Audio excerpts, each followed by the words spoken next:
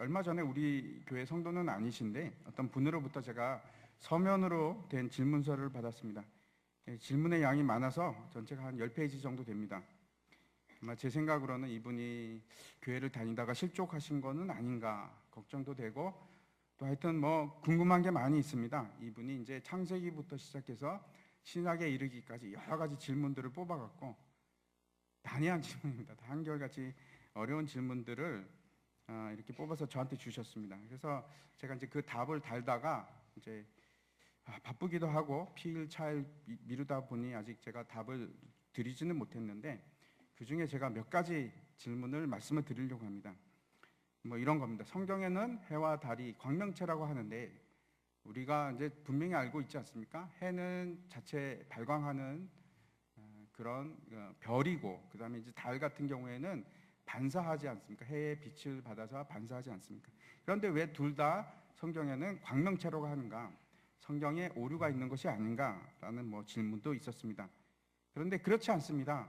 이게 광명체라고 기록되어 있는 그 단어는 마오르라는 단어인데, 오르가 빛인데 그 빛을 담는 용기라는 뜻입니다. 창세기에서 보면은 빛은 창조 첫날 하나님께서 창조를 하셨고, 그리고 이제 광명체들은 4일째 만드셨습니다. 그래서 해나 달과 같은 것은 빛의 근원이 아닙니다. 근원이 아니고 빛을 담아내는 용기와 같습니다. 그래서 마오르가 결코 틀린 말은 아닙니다. 이게 맞는 말입니다. 아무튼 이제 이런 질문들이 한 10페이지가 되는데, 그 중에 이제 가장 무슨 질문이 많았는가? 여러분은 평소에 성경을 보시면서 어떤 질문이 가장 많으십니까?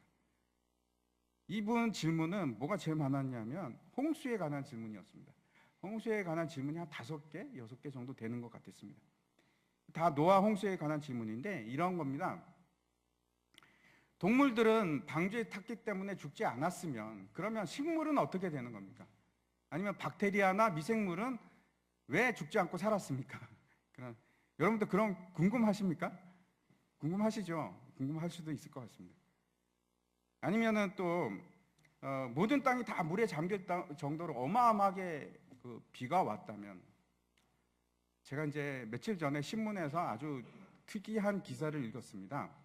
그 기사가 어떤 이제 연구 논문 발표인데, 어떤 거냐면 그 지하 1000km 있는 멘틀에 어마어마한 물이 있다는 겁니다.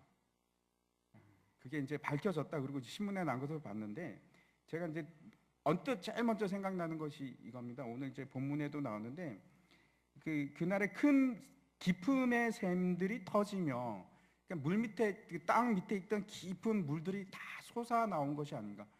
그 물이 지금 뭐 바다보다도 더 많다고 하니까요. 그 멘틀에 있는 물의 양이. 아무튼 그 물에 다 잠길 정도로 많은 비가 왔는데 방주가 과연 잘 버팁니까? 그게 가능합니까? 라는 질문입니다.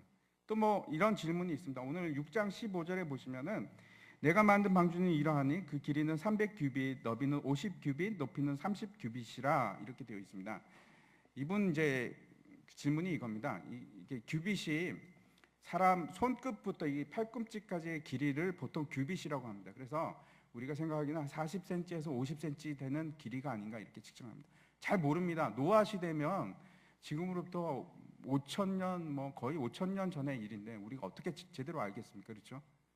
그런데 아무튼 만약에 40cm나 50cm 된다고 하면 이 규빗을 계산하면은 대략 길이가 이제 한 300, 그 방주의 길이가 136m, 폭이 한 23m, 그리고 높이가 한 14m 되는 큰 배입니다.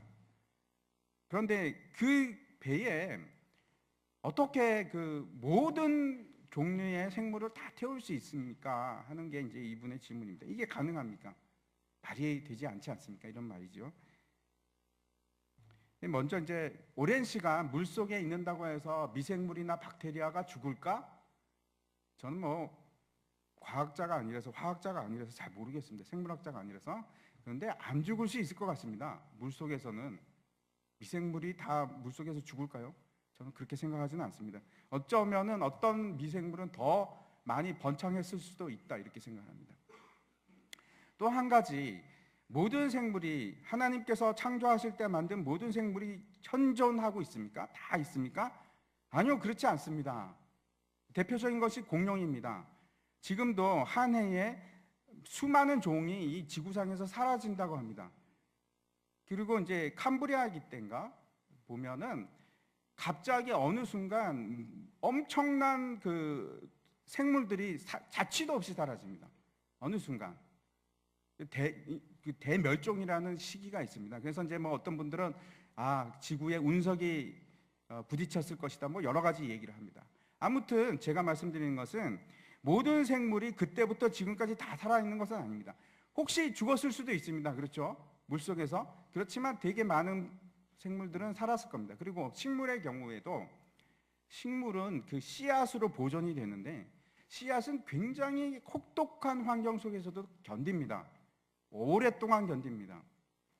그래서 아마 식물이라고 해서 물이 덮였다고 해서 다 죽었으리라고 생각하지 않습니다. 많은 식물들이 씨앗 형태로 살아남았을 것이라고 생각을 합니다. 또 한 가지는 이분의 말이 그 에베레스트 산의 정상을 덮을 정도로 물이었으면, 에베레스트가 춥지 않습니까? 그렇죠? 얼음이 오는 것입니다. 이분 얘기가 그러면 물도 얼 정도로 추웠을 텐데 어떻게 거기서 살아남았을까요? 하는 질문도 있었습니다. 그런데 저는 이렇게 생각합니다. 에베레스트 산이 지금 거의 8,000m가 되는 산인데 그때도 있었을까요?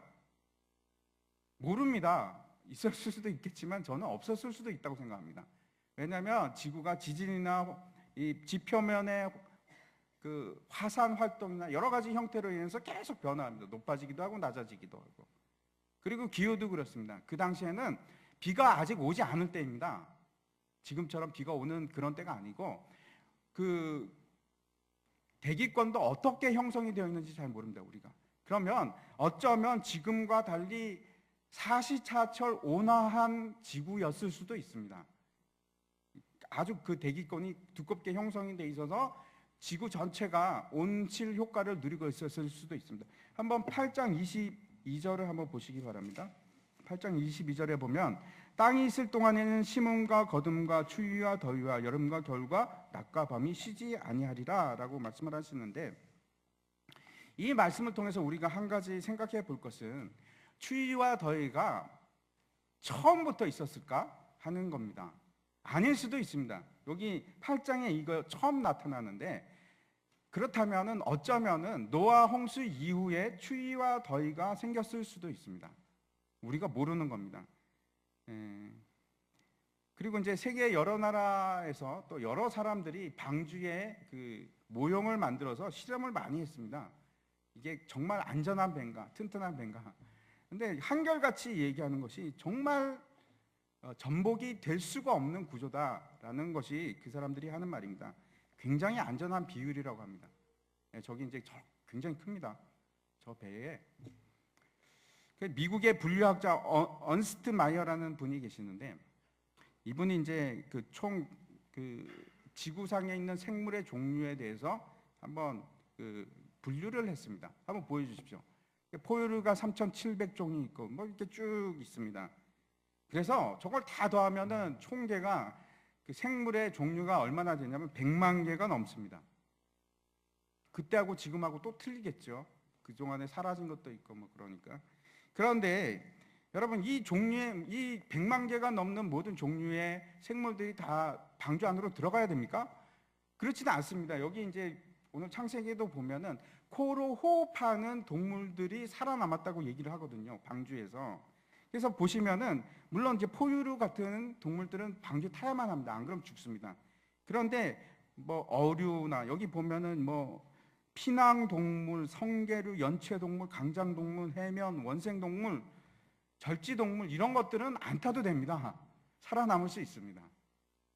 굳이 태울 필요가 없습니다. 그리고 많은 벌레들도 그렇습니다. 벌레들도 물속에 있다고 해서 죽는 것은 아닙니다. 그래서 이 간단하게 이 숫자들을 빼고 뭐 이렇게 하면 남는 숫자가 정말로 방주에 들어가야지만 살 수 있는 숫자는 35,000개입니다. 35,000개인데 그걸 암수 다 한다면 둘로 친다고 하면은 그렇죠, 7만 개체가 됩니다. 그러면 이제 우리가 이제 방주를 생각하면 먼저 생각나는 것이 큰 몸집이 큰 동물들, 기린, 코끼리, 하마 이런 것이 먼저 생각이 났는데, 여러분 한번 생각해 보십시오. 쥐도 있습니다. 쥐보다 작은 생물들도 너무나 많이 있고, 그래서 대체적으로 보면은 큰 생물보다는 작은 생물이 훨씬 더 많습니다. 그래서 우리가 평균으로 잡을 때 양 정도로, 양보다도 작다고 생각하면 맞습니다. 모든 생물의 크기가, 평균 크기가. 그래서 그 다음 장 한번 보여주십시오. 이제 기차가 한 칸이 있으면 기차 한 칸에다가 양을 몇 마리나 태울까요?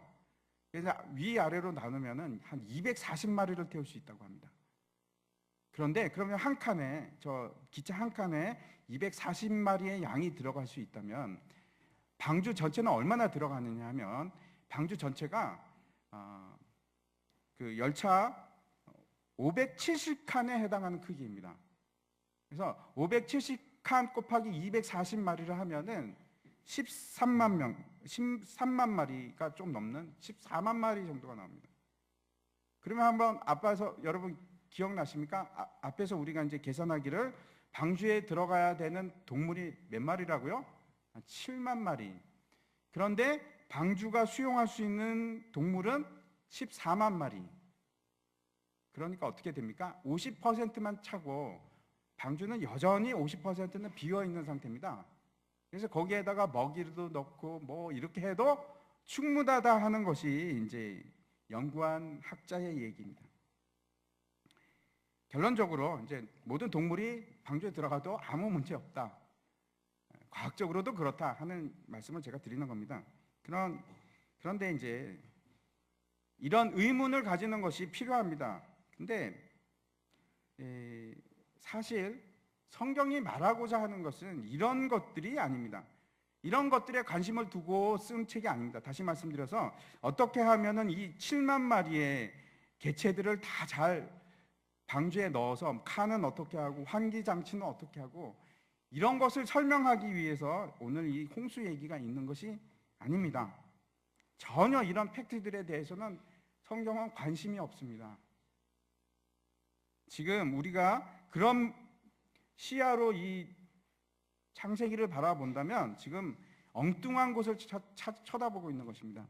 그래서 제가 이제 그분이 아까 처음에 말씀드렸던 그 질문지를 드린 분을 막 하다가 이제 고민이 됩니다. 야, 이거 해서 줘봤자 이게 신앙에 도움이 될까? 하는 생각을 가집니다. 아무튼 그래도 하긴 해야겠죠. 시간이.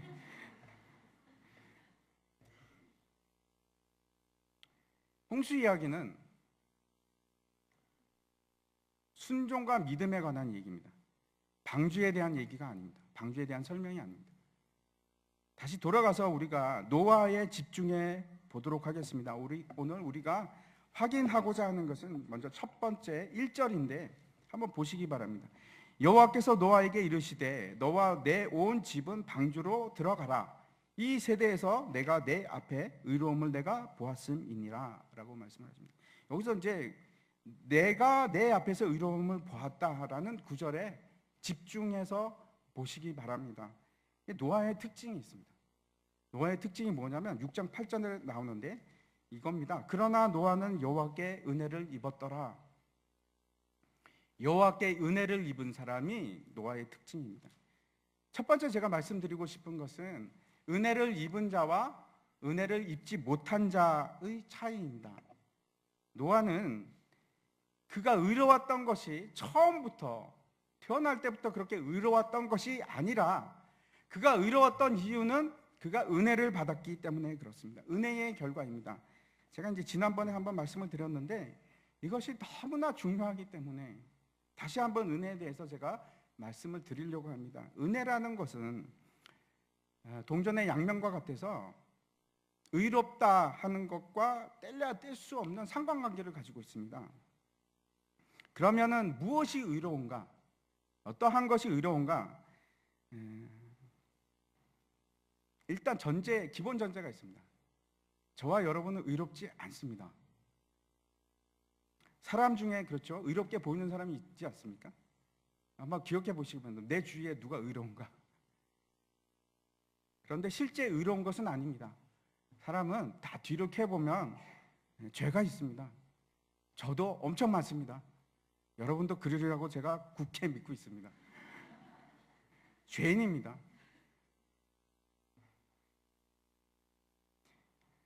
의롭다 하는 것은 죄가 없다는 것인데 모든 사람은 다 유죄입니다. 의롭다 하는 것은 무죄라는 뜻입니다. 그런데 우리는 유죄이기 때문에 의롭다고 할 수가 없습니다. 세상에 죄를 짓지 않는 사람이 누가 있습니까? 아무도 없습니다. 그런데 단 한 분, 예수 그리스도께서 이 땅에 오셨는데 성경에서 뭐라고 얘기를 하냐면 이 땅에 나타난 한 의가 있었으니 라고 얘기를 합니다. 한 의입니다. 그것이 복수가 아니고 한 의입니다.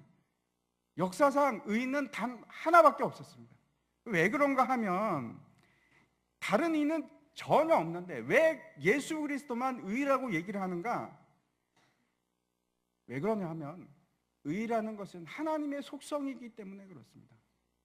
제가 전 세계에 있는 모든 사람을 다 보지 않아도 압니다. 의인이 아닙니다. 죄인입니다. 유일한 의인은 단 한 분밖에 안 계시는데 예수 그리스도입니다. 왜라고요? 하나님의 속성이기 때문에 그렇습니다. 인간은 가질 수 없는 속성이 의입니다. 또 다른 의의 개념을 여러분 혹시 기억하십니까? 이게 한 몇 주 지났는데 여러분 혹시 기억하십니까? 의라는 것은 대가 없이 자기를 희생하도록 내어주는 걸 얘기하는 겁니다. 그것이 의입니다.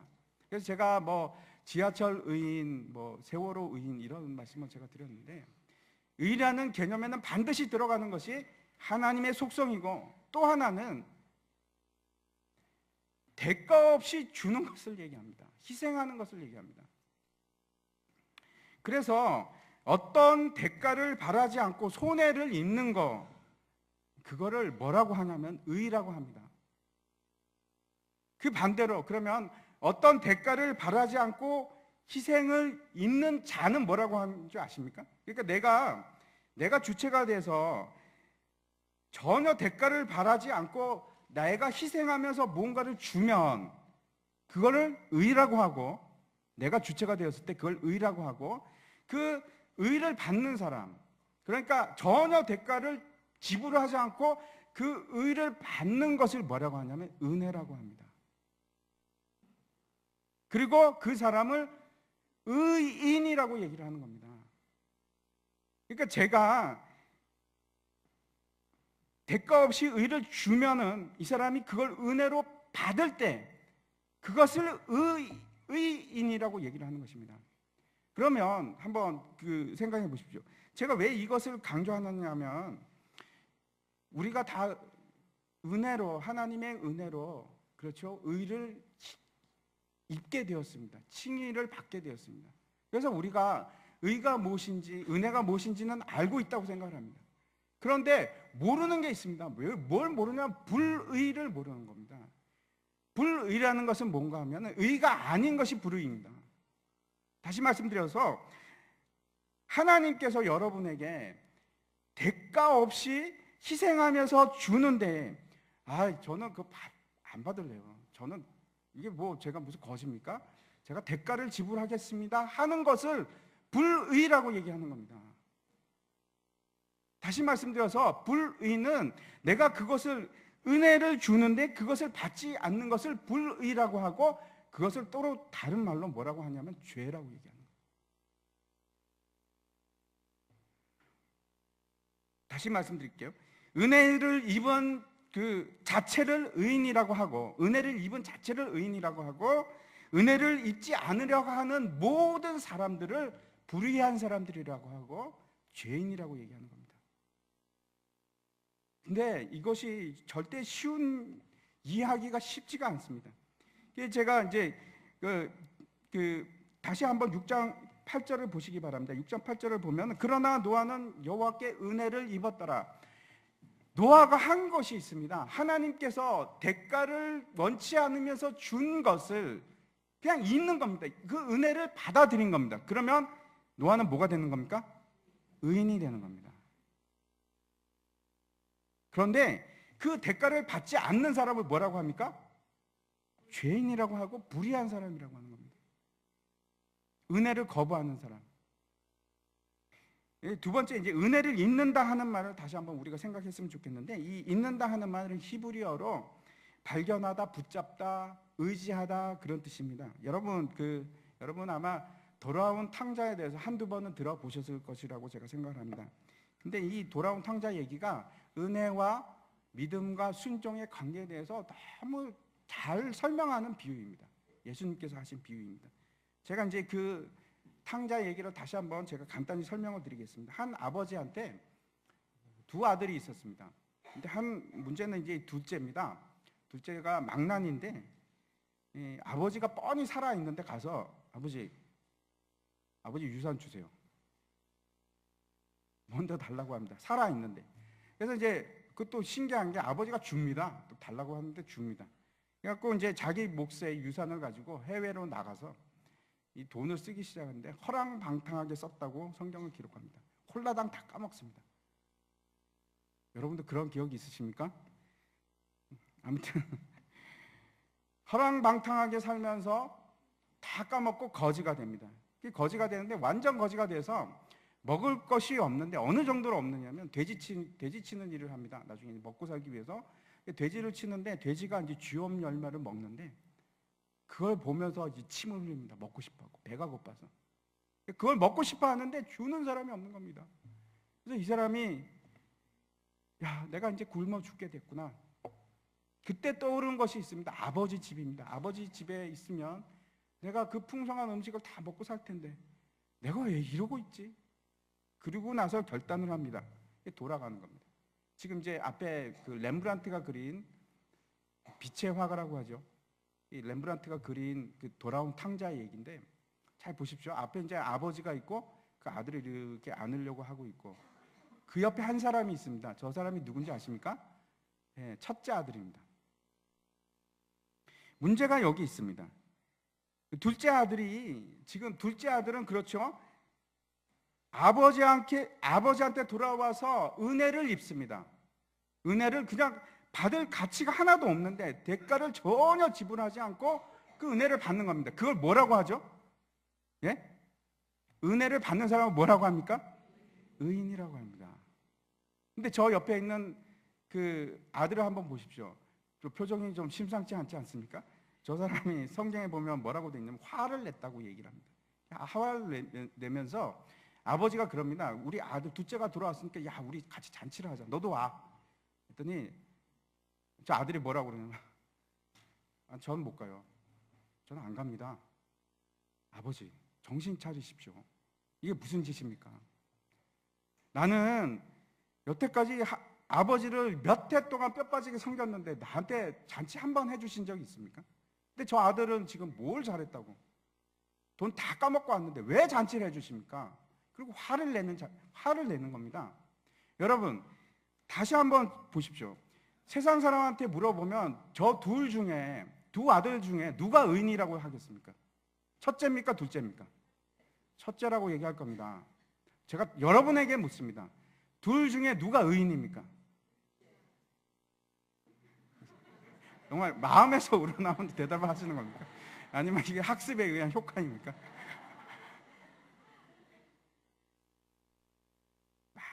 다 의아하게 여러분도 혹시 지금도 의아하게 생각할지 모릅니다. 아니 첫째가 뭘 잘못했는데 맞는 얘기 했잖아. 아니요. 은혜를 몰라서 그렇습니다. 첫째는 은혜를 모르는 겁니다. 하나님의 은혜는 우리가 갚을 수가 없습니다. 근데 저 첫째는 얘기하는 것이 뭐냐면 나는 다 지불했지 않습니까? 하나님의 은혜를 지불할 수 있는 방법은 우리에게 없습니다. 그걸 뭐라고 하냐?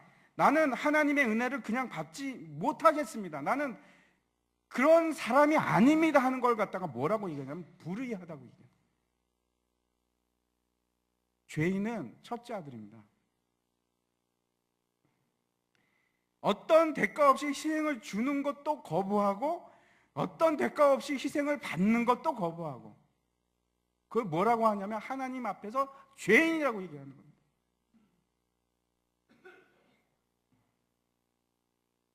다시 말씀드려서 첫째 아들은 값없이 주는 은혜를 누릴 수 있는 믿음이 없는 겁니다. 우리가 얘기하는 의인은, 성경이 얘기하는 의인은 동일합니다. 처음부터 끝까지. 거저 주는 은혜를 받는 사람을 의인이라고 하는 겁니다. 여러분도 그 은혜를 받는 자가 되시기를 축원합니다.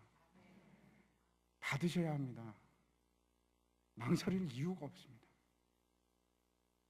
분명히 기억하시기 바랍니다. 노아는 물론 그 사람이 제가 보지는 못했습니다. 보지는 못했고 아마 착하게 살았을 것 같습니다. 이름부터가 벌써 이제 선하지 않습니까? 위로라는 말인데.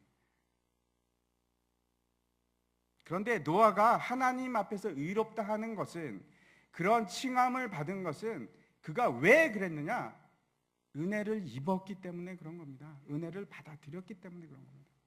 그것을 우리가 의인이라고 얘기하는 겁니다. 사람들한테 잘해주고 나쁜 일 하지 않고 시키는 일 꼬박꼬박하고 그런 데 있는 것이 아니고, 그렇다면 첫째가 의인이 되어야 합니다. 근데 그것이 아니고 예수님께서 둘째가 의인이라고 지금 얘기를 하는 겁니다. 이 비유를 예수님께서 언제 말씀을 하셨냐면, 예수님께서 잔치집에 갔습니다. 잔치집에 가셨는데 죄인들과 함께 식사를 하고 계셨습니다. 그랬더니 바리새인하고 서기관들이 와갖고, 의롭다 하시는 분들입니다. 이 사람들이 와갖고 비난을 하기 시작합니다. 저 예수는 왜 죄인들하고 밥을 먹는 거야? 그때 하신 비유가 이 말씀입니다.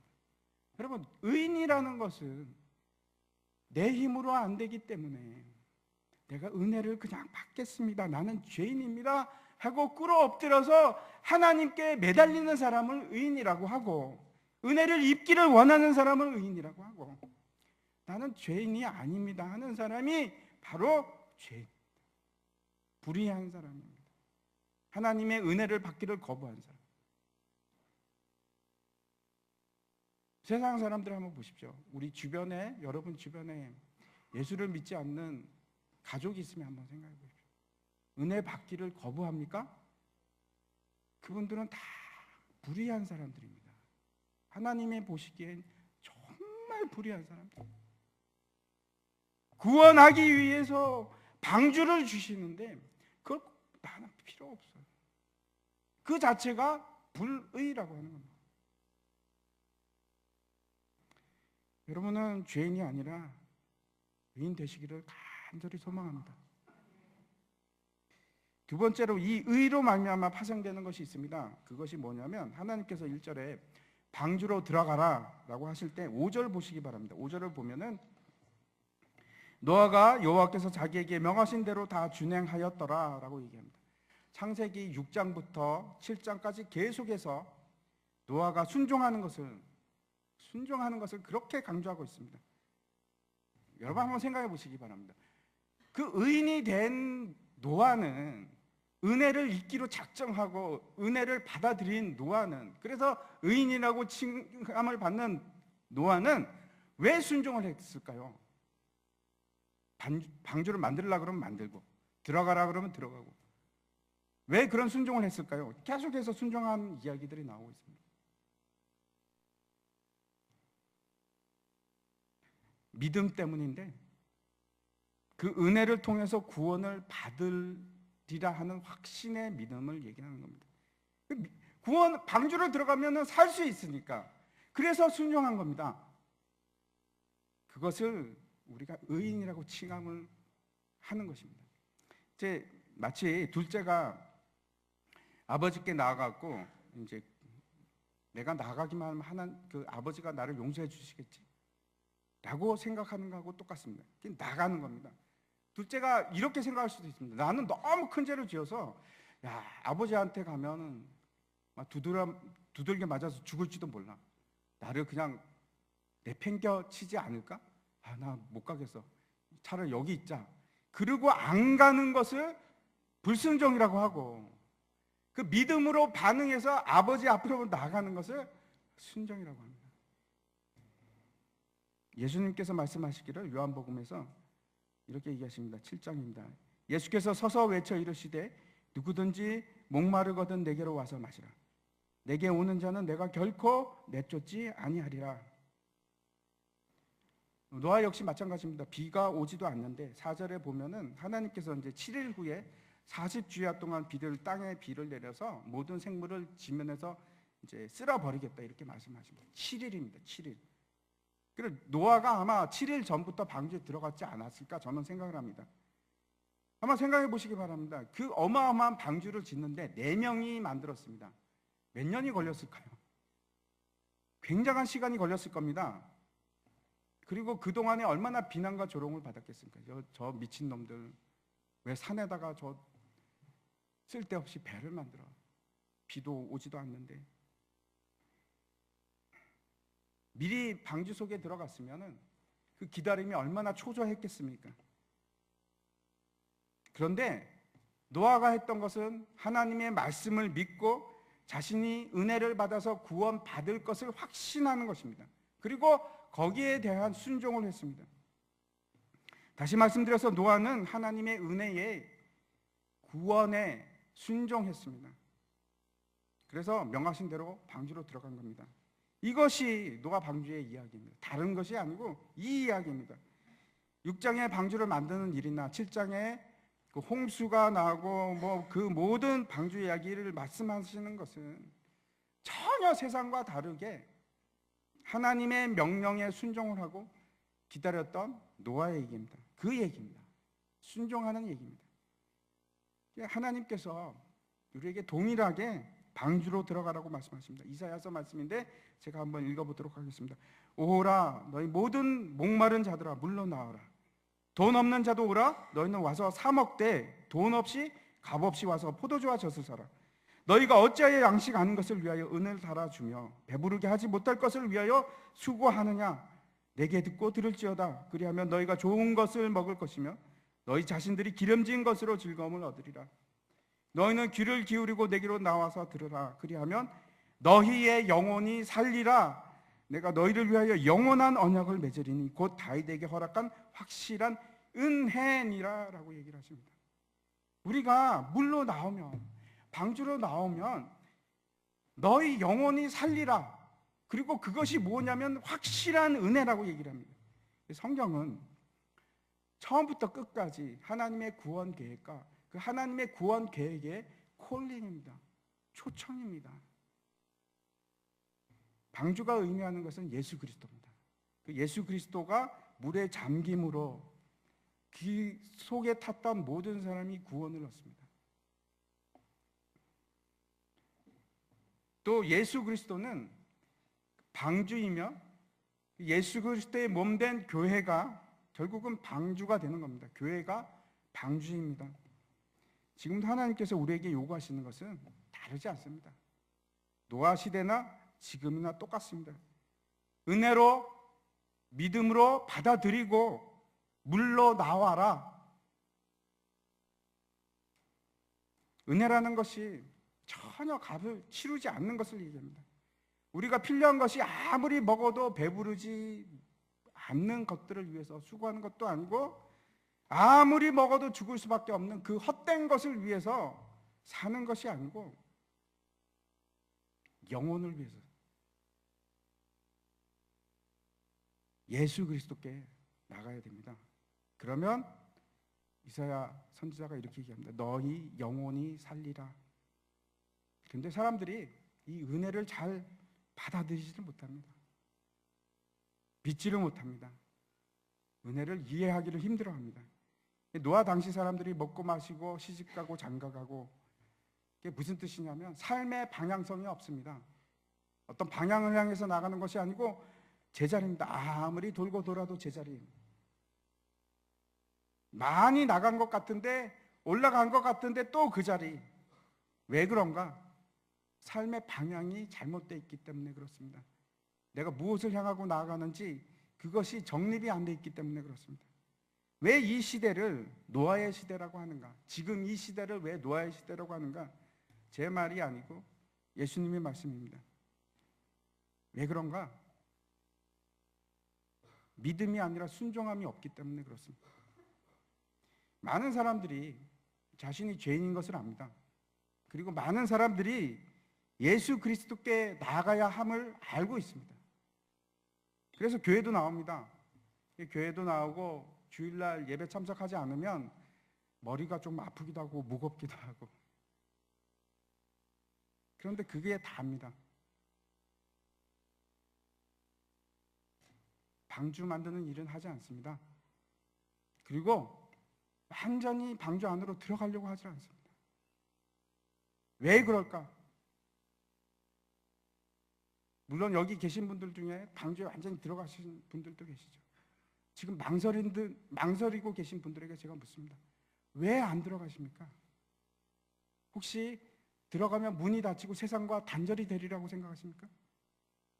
여기 지금 이사야 선지자가 뭐라고 하냐면, 거기에 너희가 좋은 것을 먹을 것이며 너희 자신들이 기름진 것으로 즐거움을 얻으리라고 분명히 약속을 합니다.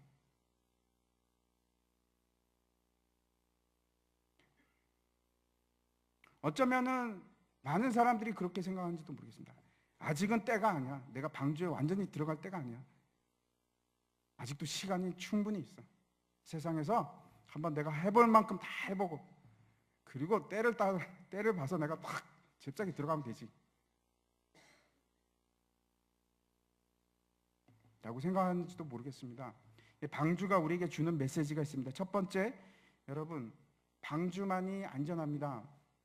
홍수가 엄몰에 온다고 할지라도 결코 죽지 않습니다. 하지만 방주 밖에 나가면 멸망합니다. 여러분, 방주 안에 몸을 맡기셔야 됩니다. 예수 그리스도 안에 완전히 내 몸을 맡기셔야 합니다. 방주에 들어간다는 것이 완전히 나를, 물 위에 떠 있는 예수 그리스도의 품에 완전히 나를 의탁하는 걸 얘기하는 겁니다.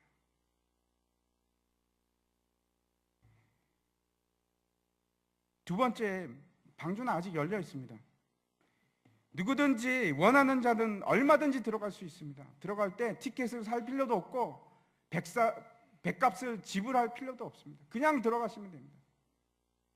누구든지 잘생길 필요도 없고 돈이 많을 필요도 없습니다. 그냥 들어가면 누구든지 들어갈 수 있습니다. 하지만 여러분, 그 문은 언젠가는 닫힙니다. 세 번째, 방주가 우리에게 주는 메시지가 이겁니다. 은혜는 끝이 있습니다. 은혜의 기간은 끝날 때가 있습니다. 언제나 들어갈 수 있는 것이 아닙니다. 여러분, 여기에 보니까 방주에 들어갈 수 있는 시간은 단 일주일만 주셨습니다. 우리의 인생 중에 일주일이 어떤 의미인지 제가 잘 모르겠습니다. 하지만 분명히 제가 알 수 있는 것은 짧은 기간입니다. 아주 짧은 기간입니다. 우리에게 주어진 시간은 평생 아무 때나 마구 들어갈 수 있는 것이 아니고 단 일주일밖에 없습니다. 일주일을 놓치면 들어가려고 해도 들어갈 수가 없습니다. 한번 16절을 보시기 바랍니다. 16절 보면은, 뒤에 보면은 여호와께서 그를 들여보내고 문을 닫으시니라. 하나님께서 닫으십니다. 성경에서 그렇게 말씀하십니다. 하나님께서 닫으시면은 그 문을 열 자가 없다.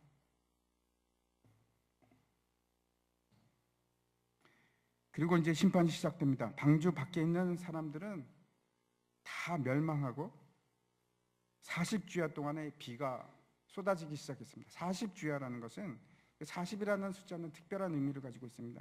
이스라엘이 40년간 광야에서 생활을 했고, 모세가 40년간 목동 생활을 했고, 엘리야가 40일 동안 사막에서 횡단을 했고, 예수님께서 광야에서 40일 동안 금식하면서 기도하셨습니다. 이 40일이라는 얘기가, 40주야 동안 비가 왔다는 얘기가 어떤 뜻이냐면 아무도 피할 수 없는 그런 심판을 의미합니다. 하나님의 때가 있습니다. 심을 때가 있고 뽑을 때가 있고 올 때가 있고 갈 때가 있고, 지금은 여러분 방주에 들어갈 때입니다. 먹고 마시고 장가들고 시집가고 거기에 집중할 때가 아니고 방주로 들어가셔야 됩니다. 이제 망설이지 마시기 바랍니다. 방주로 들어가셔야 됩니다. 아직도 내가 들어갈까 말까, 한 발은 밖에 두고 한 발은 방주 안에 두기를 원하시는 분이 계시면 제가 간곡히 말씀드립니다. 아닙니다. 들어가십시오. 거기에 참된 자유가 있고 거기만이 구원이 있습니다. 완전히 예수 그리스도께 여러분은 맡기시기 바랍니다. 시대를 구분하고 지금은 지혜를 가질 때입니다. 제가 마지막 마태복음 24장에 있는 말씀을 드리고 마치도록 하겠습니다. 노아의 때와 같이 인자의 임함도 이러하리라. 홍수 전에 노아가 방주에 들어가던 날까지, 그날까지 사람들이 먹고 마시고 장가들고 시집가고 있으면서 홍수가 나서 그들을 다 멸하기까지 깨닫지 못하였으니 인자의 임함도 이와 같으리라. 여러분, 순종함으로 방주 안으로 들어가시는 저와 여러분 되시기를 축원합니다. 다 함께